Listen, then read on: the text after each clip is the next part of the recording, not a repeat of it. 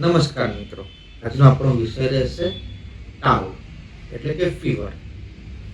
મિત્રો, કેનેડાના મહાન ફિઝિશિયન ડોક્ટર સર વિલિયમ ઓસ્લરે કીધું હતું કે માનવજાતના 3 મહાન શત્રુઓ છે: તાવ, દુષ્કાળ અને યુદ્ધ.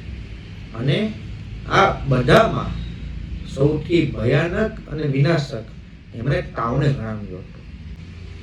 તાવ માપવા માટેનું એક સામાન્ય ડિવાઇસ, એક સામાન્ય ઉપકરણ કે જેને થર્મોમીટર કહેવામાં આવે છે, ઘણા ખરા લોકોના ઘરમાં એ પણ હોતું નથી.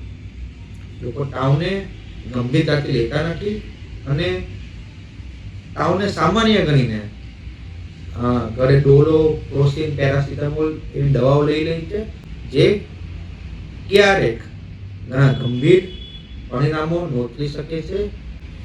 તમારા ઘરે થર્મોમીટર અચૂક રાખો.